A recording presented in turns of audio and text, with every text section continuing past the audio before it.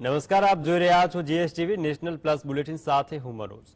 Modi surname કેસમાં supreme કોર્ટે રાહુલ ગાંધીને મોટી રાહત આપી છે। કોર્ટે કેસનો ચુકાદો આપતા રાહુલ ગાંધીને સજા પર સ્ટે આપ્યો છે।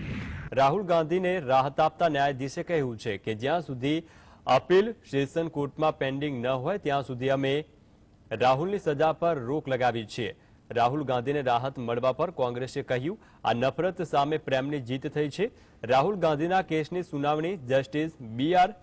ગવઈની અધ્યક્ષતાવાળી બેન્ચે કરી હતી। તો રાહુલના વકીલ અભિષેક મનુ સિંઘવીએ કોર્ટમાં દલીલ કરી હતી કે ફરિયાદી પૂર્ણેશ મોદી મૂળ મોદી અટકના નથી, તેમની મૂળ અટક બુટાલા છે। તો પછી આ કેવી રીતે બની શકે? જો ધ્યાનથી જોવામાં આવે તો સમસ્યા માત્ર ભાજપ સાથે જોડાયેલા લોકોને થઈ રહી છે।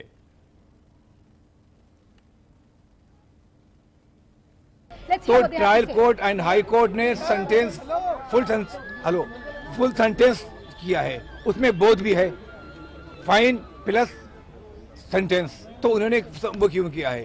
और उन्हें सारे आर्गुमेंट सुनने के बाद हमारे के अभिषेक मनु सिंघवी का आर्गुमेंट और महेश जेठमलानी ने कहा था कि राहुल गांधी का कोई हार्म करने का इंटेंशन नहीं था किसी मोदी फैमिली को।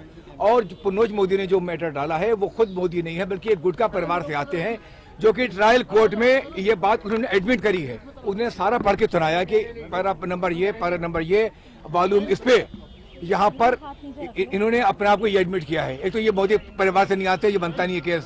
सेकंड, ये मैक्सिमम सेंटेंस हुआ है ट्रायल कोर्ट से हाई कोर्ट से, यहाँ पर स्टे हो गया है। अपील में दोबारा से जो आगे चल के जो आर्गुमेंट होगा चलेगा केस, फिलहाल अभी स्टे कर दिया गया है और राहुल गांधी की सदस्यता बहाल कर दी गई है। अब वो पार्लियामेंट में देखे जाएंगे।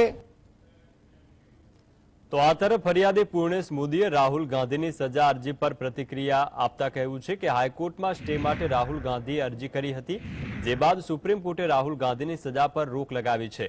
અમે સુપ્રીમ કોર્ટના આ ચુકાદાને આવકારીએ છીએ। રાહુલ ગાંધીએ 2019માં મોદી સમાજનું અપમાન કર્યું હતું, જે બાદ સુરત કોર્ટે રાહુલ ગાંધીને 2 વર્ષની સજા આપી હતી। પૂર્ણેશ મોદીએ વધુમાં કહ્યું કે હવે આ સમગ્ર કેસ सेशन कोर्ट में लड़ीशू। ये जो भी कोर्ट का बयान है उसमें मैं कोई टिप्पणी करना नहीं चाहूंगा। सब जुडिस मैटर है, आप भी जानते हो। आप जो मुझे मुंह से बोलवाना चाहते हो मैं कभी बोल सकता नहीं हूँ। दैट इज सब जुडिस मैटर, वो सब जुडिस matter, that's all. Supreme court में मानहानि केस में राहुल गांधी ने राहत मळ्या बाद सूरत कोर्टना केस में पूर्णेश मोदीना वकील केतन रेशमवालाए प्रतिक्रिया आपी छे। रेशमवालाए कह्युं छे के सुप्रीम कोर्ट द्वारा 3 मुद्दा पर ध्यान आपवामां आव्युं हतुं। तो तेवुं मानवामां मारुं आवे छे के जेमां महत्वना मुद्दामां मानहानि केसमां जे सजा थाय छे ते जामीन लायक छे अने बीजा मुद्दामां 2 वर्षनी सजामां जे मुद्दा अगत्यना छे ते दर्शाववामां आव्या नथी। रेशमवालाए कह्युं छे के सुप्रीम कोर्टना चुकादा बाद हाईकोर्टे अने सुप्रीम कोर्टना वकील सहित तज्ञोनी सलाह लई आगळनी दिशा नक्की करीशुं।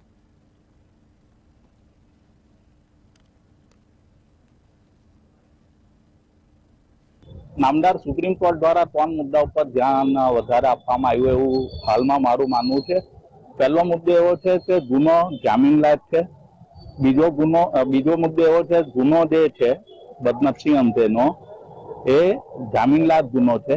અને ત્રીજો જે મુદ્દો છે કે જે સજા કરી છે 2 વર્ષની એ બાબતે પૂરતા કારણો દર્શાવ્યા નથી એવું હાલ મારું માનવું છે। એવા મુદ્દાસર નામદાર સુપ્રીમ કોર્ટે स्टे ऑफ कन्विक्शन नो हुकम करेल छे।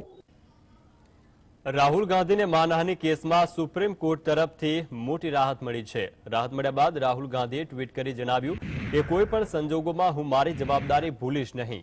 अमे आइडिया ऑफ इंडियाना स्वप्नने जवाबदारी छे ते सफलतापूर्वक सार्थक करीशुं।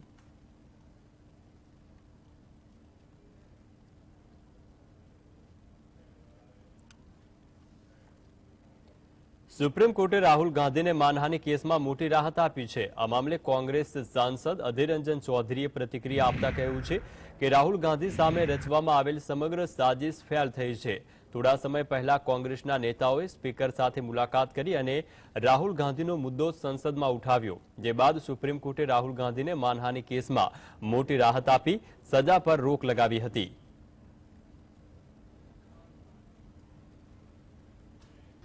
राहुल गांधी जी को आज बड़ा राहत देने की फैसला की और इसी के चलते आज राहुल गांधी जी के खिलाफ जो बेबुनियाद तथ्यों पर साजिश किए गए थे वो आज विफल हो गए। और इसी दरमियान हम स्पीकर साहब से मिले, सदन के अंदर ये बात उठाई कि हमारे नेता राहुल जी को फिर दोबारा सदन में आने की इजाजत दिया जाए। સુપ્રીમ કોર્ટે શુક્રવારે મોદી સરનેમ સંબંધિત માનહાનિ કેસમાં કોંગ્રેસ નેતા રાહુલ ગાંધીને દોષિત ઠેરવવા પર રોક લગાવી છે।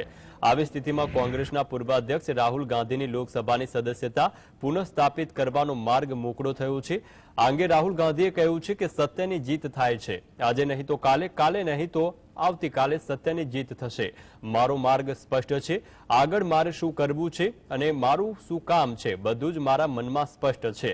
જેમણે અમને મદદ કરી, જનતા દ્વારા આપવામાં આવેલ પ્રેમ અને સમર્થનનો હું આભારી છું।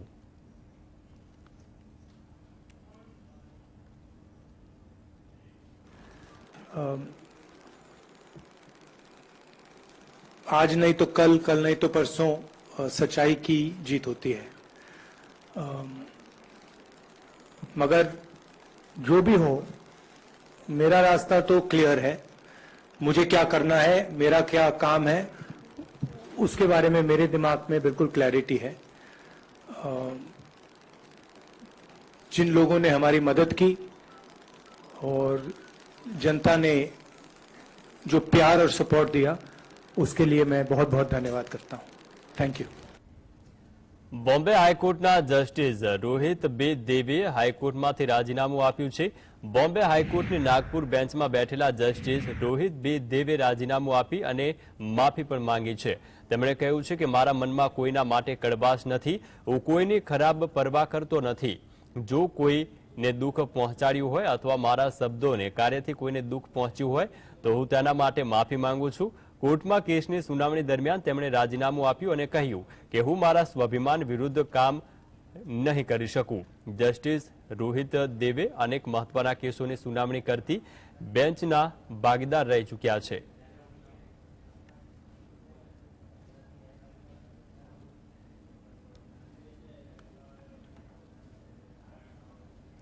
વારાણસીના જ્ઞાનવાપી પરિસરમાં ઈએસઆઈ સર્વે વિરુદ્ધની અરજી પર સુપ્રીમ કોર્ટમાં સુનાવણી હાથ ધરવામાં આવી, જેમાં સુપ્રીમ કોર્ટે ઈએસઆઈ સર્વેને લઈને લીલી ઝંડી આપી છે। સાથે જ મુસ્લિમ પક્ષને પૂછ્યું છે કે સર્વેથી શા માટે તકલીફ થઈ રહી છે। Chief justice D Y Chandrachud, justice J B Pardiwala અને જસ્ટિસ મનોજ મિશ્રાની બેન્ચે મુસ્લિમ પક્ષને પૂછ્યું કે ઈએસઆઈ સર્વેની શું સમસ્યા છે।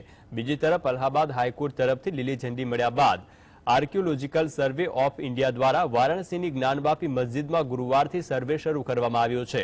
અલ્હાબાદ હાઈકોર્ટે ગુરુવારે અંજુમન ઇન્તેજામિયા મસ્જિદ કમિટીની અરજીને ફગાવી દેતા જ્ઞાનવાપી મસ્જિદનું વૈજ્ઞાનિક સર્વેક્ષણ કરવાની જિલ્લા અદાલતના નિર્ણયને યથાવત રાખ્યો।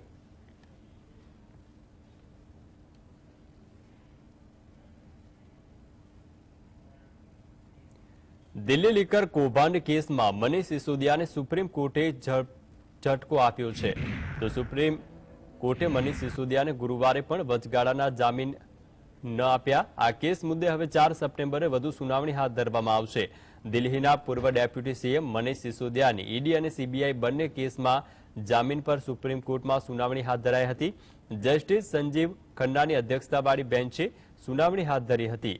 મનીષ સિસોદિયાની પત્ની બીમાર હોવાથી વચગાળાના જામીન માટે અરજી કરી હતી।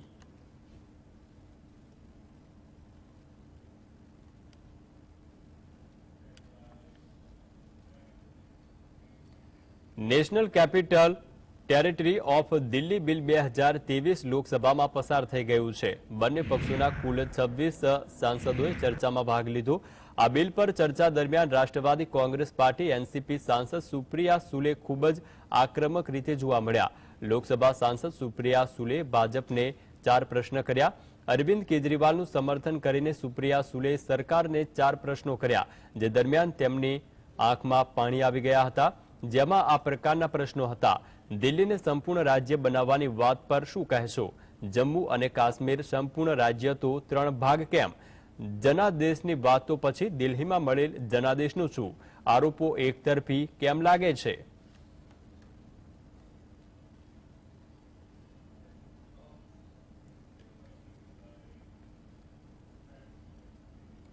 ચોમાસુ સત્ર દરમિયાન સંસદમાં થયેલા હંગામા અને કેન્દ્રીય મંત્રી અનુરાગ ઠાકુરનું નિવેદન સામે આવ્યું છે.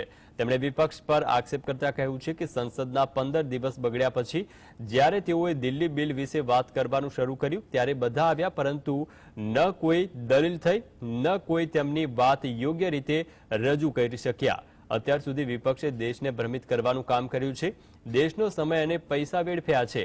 વિપક્ષની વાતોમાં કોઈ તર્ક નથી, તેથી તેઓ ભાગી રહ્યા છે. देश के सामने जब इनकी जग हंसाई शुरू हो गई कि दिल्ली के बिल पर तो सब आए, लेकिन ना तर्क था, ना कोई अपनी बात ढंग से रख पाया, और ये साफ दिखा कि अब तक जो विपक्ष ने किया है वो केवल देश को भ्रमित करने का काम किया है, देश का समय और पैसा बर्बाद करने का काम किया है. चर्चा तो मणिपुर पर पहले दिन से ही होनी तय थी. विपक्ष भाग क्यों रहा है? क्योंकि तर्क नहीं है.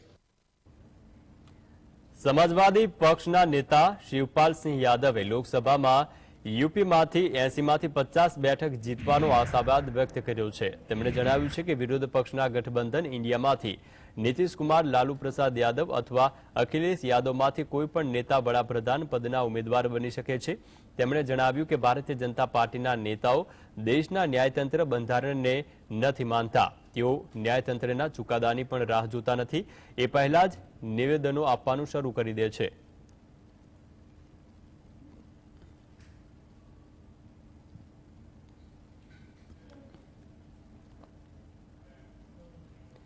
પીએમ મોદી 6 ઓગસ્ટના રોજ સવારે 11 વાગે વિડીયો કોન્ફરન્સિંગ દ્વારા દેશભરના 508 રેલવે સ્ટેશનોના પુનર્વિકાસ માટે શિલાન્યાસ કરવાના છે.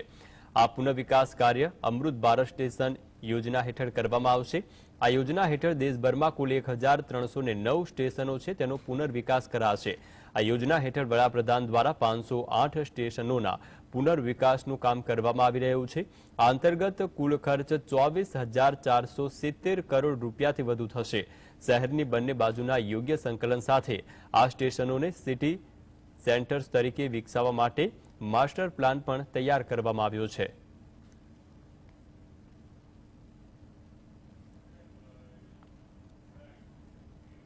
લોકસભાની ચૂંટણીને પગલે સત્તાપક્ષ અને વિપક્ષ બંને એકબીજા પર આરોપ પ્રત્યારોપ લગાવી રહ્યા છે. આવી સ્થિતિમાં એકબીજા પર ઉગ્ર હુમલાઓ થઈ રહ્યા છે.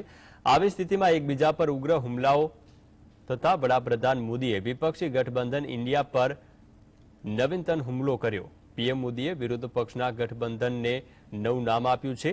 બિહારના એનડીએ સાંસદો સાથેની બેઠક દરમિયાન પીએમ મોદીએ કહ્યું, આ ગઠબંધનને ઇન્ડિયા ન કહો, તેને કમંડી ગઠબંધન કહો. વિપક્ષી ગઠબંધન દ્વારા ઇન્ડિયા નામ રાખવા પર શરૂઆતથી જ વિવાદ ચાલી રહ્યો છે. એવા સમાચાર હતા કે વિપક્ષી ગઠબંધનના કેટલાક પક્ષો પણ આ નામના પક્ષમાં નથી. વિપક્ષ પર કટાક્ષ કરતા પીએમ મોદીએ કહ્યું, યુપીએ કુખ્યાત થઈ ગઈ હતી, તેથી તેમણે પોતાનું નામ બદલી ભારત રાખ્યું. આ દરમિયાન પીએમ મોદીએ એનડીએ સાંસદોને જાતિવાદની રાજનીતિથી ઉપર ઉઠીને સમાજના નેતા બનવાનું કહ્યું.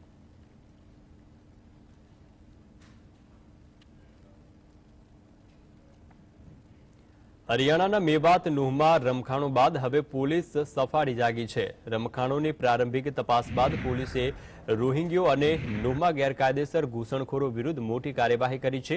પોલીસે તાવડુ રોહિંગ્યાઓના ગેરકાયદેસર કબજાના મકાનો પર બુલડોઝર ફેરવી દીધા છે. સ્થાનિક પ્રશાસને જણાવ્યું હતું કે આ રોહિંગ્યાઓ છે તેમને હરિયાણા અર્બન ડેવલપમેન્ટ ઓથોરિટીની જમીન પર ગેરકાયદેસર કબજો જમાવ્યો હતો.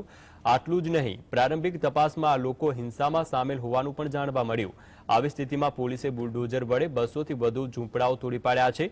બુલડોઝરની કાર્યવાહી લગભગ 4 કલાક સુધી ચાલી. પોલીસે જણાવ્યું કે આ ઝૂંપડપટ્ટીમાં બાંગ્લાદેશના ઘણા લોકો ગેરકાયદેસર રહેતા હતા. આમાંના ઘણા લોકો હિંસામાં પણ સામેલ હતા. સમાચારોમાં આગળ વાત કરીએ તો દિલ્હી સર્વિસ બિલ લોકસભામાં તો પાસ થયું છે અને હવે આ બિલ રાજ્યસભામાં રજૂ થવાનું છે. જો કે તે પહેલા અરવિંદ કેજરીવાલની આમ આદમી પાર્ટીની સરકારને ફટકો પડ્યો છે. આ બિલના સમર્થન માટે અરવિંદ કેજરીવાલ વિપક્ષ પાર્ટી છે તેમના નેતાઓ સાથે મુલાકાત કરી ચૂક્યા છે. અને સમર્થન પણ માંગી ચૂક્યા છે, પરંતુ હવે બસપાએ બિલને સમર્થન આપવાની વાત પર જાણે પલટી મારી છે। બસપાએ લોકસભા અને રાજ્યસભામાં બિલના વોટિંગ દરમિયાન બોયકોટ કરવાનું એલાન કર્યું, તો બીજી તરફ ઓડિશાની સત્તાધારી પાર્ટી બીજેડી અને ટીડીપીએ પણ આ બિલના મુદ્દે કેન્દ્ર સરકારને સમર્થન કર્યું છે। આ ઉપરાંત વાયએસઆરએ પણ આ બિલ મુદ્દે કેન્દ્રને સમર્થનની વાત કરી છે।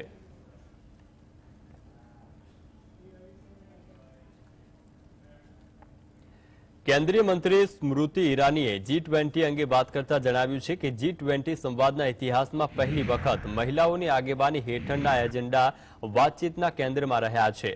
G20માં ભારતની અધ્યક્ષતાને વિશ્વના નેતાઓની સામે ન્યાય લાવ્યો। આજે આપણે ભારતીયોને ગર્વ છે કે G20ની ભારતની અધ્યક્ષતામાં મહિલાઓએ ફાળો આપ્યો છે। The Indian presidency of G20 has brought gender justice to the main table of world leaders. I would be amiss if I do not begin with expressing profusely my gratitude to the Prime Minister of India for ensuring that women are not reduced to the sidelines of conversation. Today, we proudly as Indians say that in the history of G20 discourse, dialogue, deliberation, for the first time, women-led agenda has been central to conversations. I'm extremely proud that my colleagues in G20 Empower have contributed to many of firsts. કેન્દ્રીય મંત્રી હરદીપસિંહ પુરીએ વિદેશ નીતિ અને વ્યાપાર નીતિ અંગે વાત કરી। તેમણે કહ્યું છે કે આજે વિદેશ નીતિ અને વ્યાપાર નીતિ ભારતીય નાગરિકો, ભારત અને વિશ્વના લાભાર્થે લાગુ કરવામાં આવી રહી છે। તેમણે વધુમાં જણાવ્યું છે કે છેલ્લા 9 વર્ષમાં આપણે જે પરિવર્તન જોયું છે તે નોંધપાત્ર છે। હવે આપણે વિશ્વની ત્રીજી સૌથી મોટી અર્થવ્યવસ્થા બનવા તરફ આગળ વધી રહ્યા છીએ। વડાપ્રધાન નરેન્દ્ર મોદીએ વ્યક્તિગત રીતે દેશની દરેક પરિસ્થિતિનું નિરીક્ષણ કર્યું હતું। તેમણે પેટ્રોલ અને ડીઝલ પર સેન્ટ્રલ એક્સાઇઝ ડ્યુટીમાં નોંધપાત્ર ઘટાડો કર્યો। ભાજપ શાસિત રાજ્યોએ તરત જ વેટ ઘટાડ્યો હતો।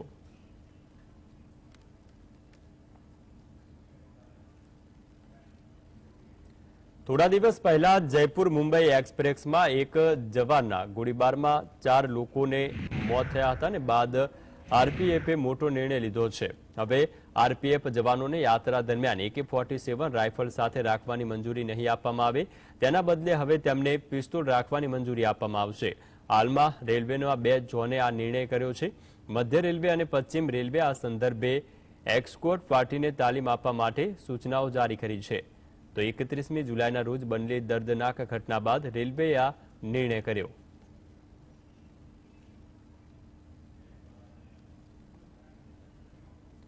નુહમાં હિંસા બાદ હરિયાણા સરકારે એસપી વરુણ સિંગલાની બદલી કરી છે। વરુણની જગ્યાએ નરેન્દ્ર બિરજાનિયાને નુહની કમાન સોંપવામાં આવી છે। મળતી માહિતી મુજબ વરુણ સિંગલાને ભિવાનીના એસપી બનાવવામાં આવ્યા છે। તો આ મામલે અત્યાર સુધીમાં 93 કેસ નોંધાયા છે, જ્યારે 176 આરોપીની ધરપકડ કરાઈ છે। બીજી તરફ સરકારે સોશિયલ મીડિયા પર નજર રાખવા માટે એક કમિટી પણ બનાવી છે। ગુરુવારે રાજ્યમાં હિંસાનો કોઈ નવો કેસ નોંધાયો નથી। નુહના ડેપ્યુટી કમિશનર પ્રશાંત પવારે જણાવ્યું હતું કે હવેથી સવારે 10 વાગ્યાથી કર્ફ્યુમાં ફરીથી 3 કલાક માટે રાહત આપવામાં આવશે। મોબાઈલ, ઇન્ટરનેટ અને SMS સેવાઓ જે 5 ઓગસ્ટ સુધી નુહ અને રાજ્યના અન્ય કેટલાક સ્થળોએ સ્થગિત કરવામાં આવી હતી, ગુરુવારે બપોરે 1 વાગ્યાથી 3 કલાક માટે પુનઃસ્થાપિત કરવામાં આવી હતી।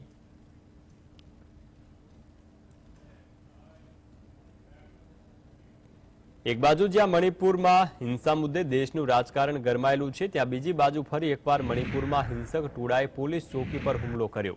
મણિપુરના બિષ્ણુપુર જિલ્લાના કંગવાઈ અને ફોકચાઓ વિસ્તારમાં હિંસા ફાટી નીકળી હતી, જેમાં એક પોલીસ કર્મીનું મોત થયું છે, જેના પગલે આર્મી અને આરએએફના કર્મચારીઓએ ટીયર ગેસના શેલ છોડ્યા હતા। જો કે આ ઘટનામાં 13 લોકો ઘાયલ થયા છે। ઇમ્ફાલ પૂર્વ અને ઇમ્ફાલ પશ્ચિમના જિલ્લા મેજિસ્ટ્રેટોએ પણ સાવચેતીના ભાગરૂપે સમગ્ર ઇમ્ફાલ ખીણમાં રાત્રિ કર્ફ્યુ ઉપરાંત દિવસ દરમિયાન પ્રતિબંધો લાદવામાં આવતા કર્ફ્યુમાં છૂટછાટ પાછી ખેંચી છે। સત્તાવાર નિવેદનમાં કહેવામાં આવ્યું છે કે કોતરુક, હારોથેલ અને સેન્જમ ચિરાંગ વિસ્તારોમાં સશસ્ત્ર હુમલાખોરો અને સુરક્ષા દળો વચ્ચે ગોળીબાર થયો। આ ફાયરિંગમાં એક સુરક્ષા ગાર્ડ સહિત 2 લોકો ઘવાયા હતા। નેશનલ ઇન્વેસ્ટિગેશન એજન્સી દ્વારા જમ્મુ કાશ્મીરના પુલવામા દરોડા પાડવામાં આવ્યા હતા. તપાસ એજન્સીએ આ કાર્યવાહીમાં આતંકવાદીઓના ઠેકાણોનો જે પર્દાફાશ કરવા માટે કાર્યવાહી હાથ ધરી છે. તપાસ એજન્સીએ પુલવામા, દરગુંડ અને ઉગરગુંડમાં દરોડા પાડી રહી છે. તો ટેરર લિંક અને ટેરર ફંડિંગ કેસમાં એનઆઈએની કાર્યવાહી ચાલુ છે. આ અંગે અધિકારીઓએ જણાવ્યું છે કે એનઆઈએના અધિકારીઓએ પોલીસ અને સેન્ટ્રલ રિઝર્વ પોલીસ ફોર્સના જવાનો સાથે મળીને વહેલી સવારે આ સ્થાનો પર આતંકવાદી ઠેકાણાઓ પર દરોડા પાડ્યા હતા અને ત્યાં શોધખોળ હાથ ધરી હતી. તેમજ ટેરર લિંક અને ટેરર ફંડિંગ કેસમાં એનઆઈએની કાર્યવાહી ચાલુ છે.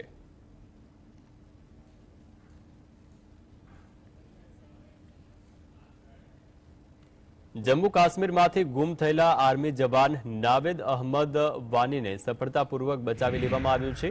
કાશ્મીરના additional director general of police વિજયકુમારે જણાવ્યું હતું કે મેડિકલ ચેકઅપ પછી ટૂંક જ સમયમાં નાવેદની સંયુક્ત પૂછપરછ શરૂ કરી. ગત અઠવાડિયે જાવેદ અહમદ કાશ્મીરના કુલગામથી ગુમ થયો હતો, જ્યારે તે રજા દરમિયાન તેના પરિવારને મળવા આવ્યો હતો. વાની શનિવારે સાંજે ગુમ થયો હતો અને તેની કાર પરહાલમાંથી મળી આવી હતી. જો કે